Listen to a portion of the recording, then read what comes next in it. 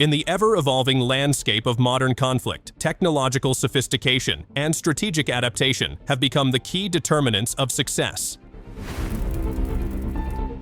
Amid the ongoing battles in Ukraine, one recurring narrative is the resilience and innovation of Russian forces, particularly in their ability to confront and assimilate Western military technology.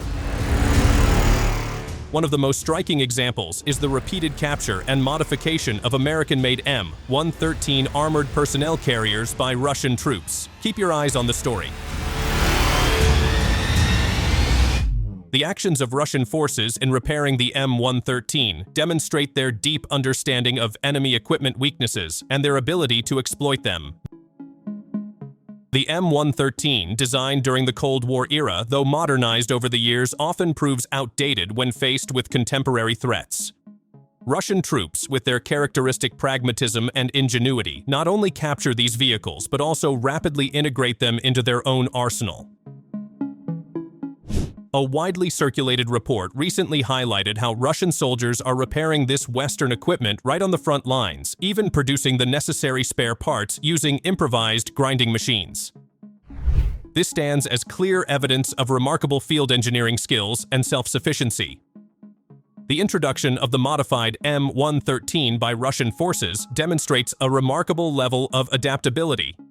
It is not new for them to encounter these M113 vehicles. Extensive knowledge of the structural and operational weaknesses of this vehicle has been accumulated through various previous capture incidents. As circulated on Telegram channels on October 25, 2025, footage showed the failure of a Ukrainian counterattack attempt in the Kharkiv region, where the American-made M113 proved ineffective. This steel-armored vehicle, though designed for protection, is often vulnerable to modern threats, especially Russian drones. The footage depicted the destruction of the vehicles and the deaths of the troops, with the enemy losing 2 M113 units.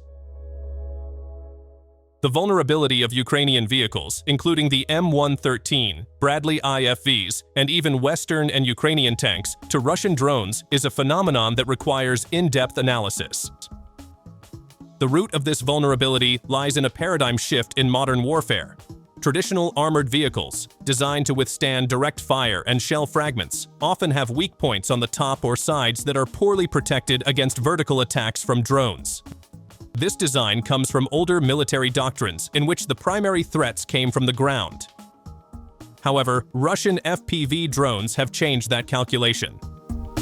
The advantages of Russian drones, particularly FPV drones, lie in several key factors.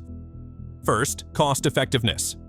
FPV drones are relatively inexpensive compared to anti-tank missiles or other precision munitions. This allows for mass production and large-scale deployment, creating a saturation threat for the enemy. Second, precision and maneuverability. FPV drone operators can guide their drones with high accuracy toward weak points on enemy vehicles, such as the top hatch, engine compartment, or the rear of the turret. Their agile maneuvering capability makes them difficult to intercept with short-range air defense systems or light machine gun fire. Third, integrated reconnaissance and strike capability. FPV drones can double as reconnaissance assets, identifying targets and then striking them in a short time frame, thereby reducing the enemy's reaction time.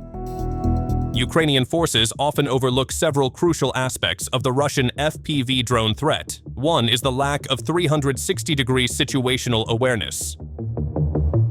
Although some vehicles are equipped with laser or radar warning systems, their coverage against fast, small, and vertical threats from drones is often inadequate. Additionally, there is a lack of sufficient active protection against drones. Existing active protection systems are typically designed for larger missiles or projectiles, not small, low-flying, and fast drones. Efforts to install cages or nets over tank and IFV turrets reflect recognition of this issue. But these solutions are often imperfect and can restrict the crew's field of view. Finally, underdeveloped counter-drone training and doctrine. The large-scale use of FPV drones is a relatively new phenomenon, and many militaries have not yet fully integrated effective strategies and tactics to counter this threat. Another incident on October 24th also provided a clear footage of the effectiveness of Russian FPV drones. Footage showed a pair of M113 vehicles that, although initially able to withstand several attacks, were ultimately helpless due to the continuous wave of FPV drones striking near Kupyansk. This confirms that even with initial defenses, waves of drone attacks can overwhelm a target.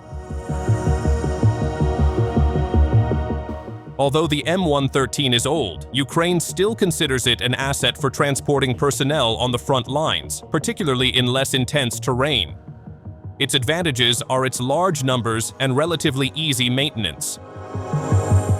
However, its limited protection, especially against modern threats such as drones and loitering munitions, makes it a vulnerable target. The M113 is used by Ukrainian forces primarily to transport infantry to and from the front line, conduct medical evacuations, and serve as a light support platform.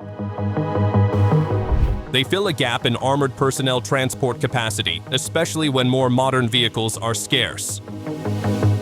However, battlefield experience has shown that relying on the M113 in high-threat environments is a recipe for losses. The vehicle was not designed to withstand attacks from modern munitions, let alone drones striking from above. Its relatively thin armor and aluminum construction, which was once considered innovative for weight reduction, have now become fatal weaknesses. In conclusion, the strategic and tactical dominance of Russian forces in this conflict is largely based on their ability to innovate and adapt. The capture and modification of M113, as well as the effectiveness of their FPV drones, are concrete examples of how they exploit enemy weaknesses and leverage new technology to gain an advantage on the battlefield. Meanwhile, Ukrainian forces face the challenge of bridging significant technological and doctrinal gaps in confronting the ongoing drone warfare. This is a battlefield where technology, ingenuity, and adaptability determine the winner. Next, which military vehicles in Ukraine are not really worth it? That's all for today's episode, and thanks for watching.